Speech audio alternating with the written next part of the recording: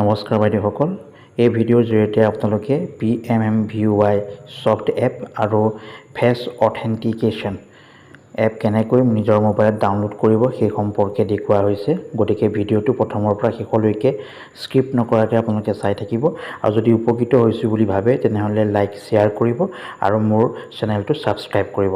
এতিয়া মই আপোনালোকক দেখুৱাম কেনেকৈ PMMVUI আৰু ফেচ অথেণ্টিকেশ্যন এপ কেনেকৈ ডাউনলোড কৰিব লাগে সেয়া। গতিকে আপোনালোকে চাই থাকিব। প্ৰথমে আপোনালোকে নিজৰ মোবাইল ফোনত এই গুগল ক্ৰম যে আছে, গুগল ক্ৰমত যাব। গুগল ক্ৰমত যোৱাৰ পিছত আপোনালোকৰ এইখন ইণ্টাৰফেচ দেখা পাব, এই ইণ্টাৰফেচখন গুগল হয়নে। তাৰপিছত ইয়াতে আপোনালোকে লিখি দিব লাগিব PMMVUI.wcd.gov.in এইটো আপোনালোকে ইয়াতে লিখি দিব লাগিব। সেইবিলাক লিখি দিব লাগিব। লিখি দিয়াৰ পিছত আপোনালোকে মোবাইলত এইখন ইণ্টাৰফেচ দেখা পাব। এইখন ইণ্টাৰফেচ দেখা পাব। এই ইণ্টাৰফেচখন আপোনালোকে দেখা পাব। এই ইণ্টাৰফেচখন দেখা পাব। গতিকে প্ৰথমে আপোনালোকে কি কৰিব, ডাউনলোড আধাৰ ফেচ RD ইয়াত চুই দিব। ইয়াত চুই দিয়াৰ পিছত এই এপছটো আপোনালোকৰ মোবাইলত ইনষ্টল হ'ব। এইখন দেখিব আধাৰ ফেচ RD। তাৰপিছত ইয়াতে চুই দিব, ইনষ্টল কৰি দিব। তেতিয়া এই আধাৰ ফেচ RDটো ইনষ্টল হ'ব। মানে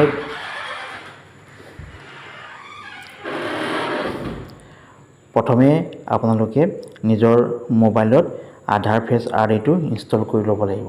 কাৰণ আজিকালি নতুনকৈ যিটো আপোনালোকৰ বেনিফিচিয়াৰী মুখখন হয় নে নহয়, অথেণ্টিকেশ্যন সেইটো ফটো মাৰি ডিটেক্ট কৰে। গতিকে সেই কামটো প্ৰথমে আপোনালোকে কৰিব লাগিব, মানে আধাৰ ফেচ RDটো ইনষ্টল কৰি ল'ব। আধাৰ ফেচ RD ইনষ্টল কৰাৰ পিছত আপোনালোকে আকৌ গুগল ক্ৰমত যাব। গুগল ক্ৰমত গৈ এইখন ইণ্টাৰফেচ দেখা পালে, এই ইণ্টাৰফেচখন হয়নে, এই ইণ্টাৰফেচখন দেখা পালে, এই ইণ্টাৰফেচখন ইয়াত যে চাৰ্চ আছে, এই চাৰ্চত আপোনালোকে PMMVUI.wcd.gov.in এইটো লিখি দিব লাগিব। লিখাৰ পিছত কি হ'ব, আকৌ আগৰ ইণ্টাৰফেচখন যে এইটো মিনিষ্ট্ৰীৰ ইণ্টাৰফেচখন যে এইখন দেখা পাব হয় নহয়। এইখন দেখা পোৱাৰ পিছত আপোনালোকে ইয়াত যাব লাগিব, ডাউনলোড PMMVUI এপ। ইয়াত চুই দিয়াৰ পিছত এপটো ডাউনলোড হ'ব। ডাউনলোড হ'লে আপোনালোকৰ মোবাইল ফোনত এইটো দেখা পাব, এইটো ফাইল ডাউনলোডেড হয়নে। তেতিয়া আপোনালোকে অ'পেন কৰি দিব। ফাইলটো ডাউনলোড হৈ গ'ল, এতিয়া অ'পেন কৰিব লাগিব। অ'পেন কৰি দিব। কামবিলাক একেবাৰে সহজ, ইমান ভয় কৰিবলগীয়া কাম নাই। এইটো মাই প্ৰফাইল ওলাব। এই মাই প্ৰফাইলত যাব। মাই প্ৰফাইলত গৈ ডাউনলোডত যাব। ইয়াত আপোনালোকে দেখা পাব PMMVUI ছফ্ট এপটো ইয়াত দেখা পাব। তাৰপিছত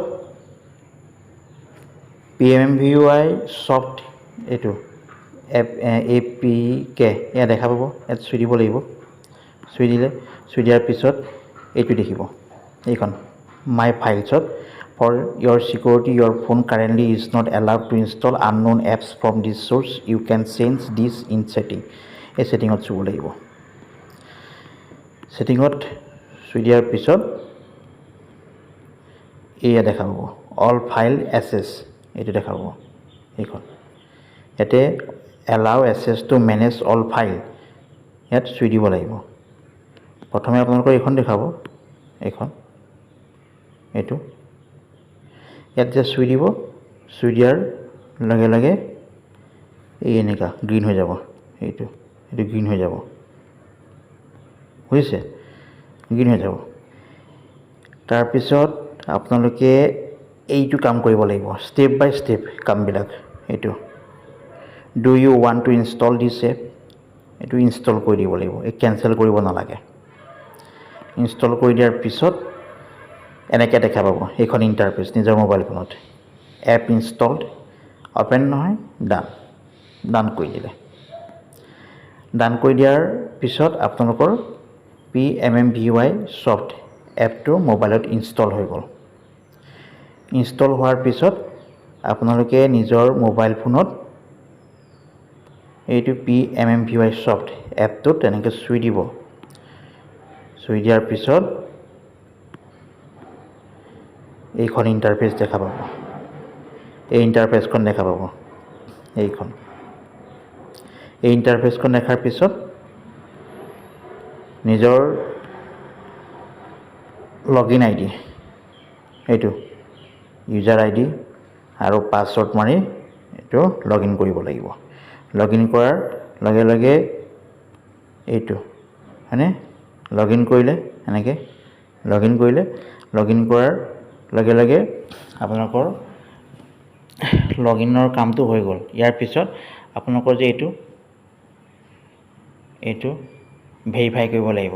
ভেৰিফাই কৰিলে নিজৰ মোবাইল ফোনলৈ এটা OTP যাব। সেই OTPটো এণ্ট্ৰি কৰিলেহে আপোনালোকে PMVY বেনিফিচিয়াৰী ৰেজিষ্টাৰ কৰিব পাৰিব। আৰু ৰেজিষ্টাৰ কৰাৰ সময়তে আপোনালোকে ফেচ অথেণ্টিকেশ্যন কৰিব লাগিব। অথেণ্টিকেশ্যন কৰাৰ পিছতহে বাকীখিনি ফিল আপ কৰিব পাৰিব।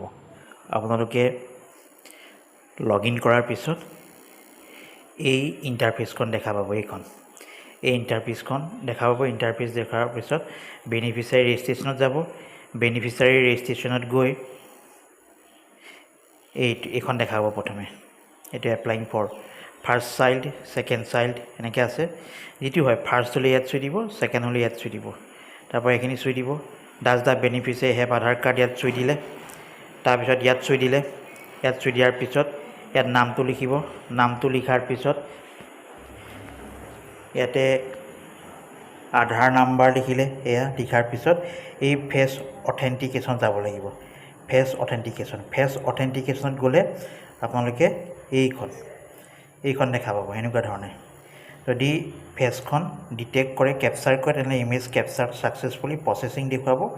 আৰু যদি ফেইল হয় তেতিয়াহ'লে এইটো এনেধৰণে দেখুৱাব। এনেধৰণে দেখুৱাব কেপচাৰ ফেইল্ড এনেকৈ দেখুৱাব। প্লিজ ইমপ্ৰুভ লাইটিং মানে এনেকৈ দেখাব। আৰু যেতিয়া কেপচাৰটো ফেচ কেপচাৰ ছাকচেছ হ'ব তেতিয়া এনেকৈ দেখুৱাব ইমেজ কেপচাৰ ছাকচেছফুলি প্ৰচেছিং। এইটো অট'মেটিকেলি কেমেৰাই ডিটেক্ট কৰিব। মানে বেক কেমেৰা লৈ মানুহগৰাকীৰ সন্মুখত এনেকৈ ফটো লোৱা নিচিনাকৈ লৈ থাকিলেই হ'ল। আপোনালোকে কেমেৰাটো চুই দিব নালাগে।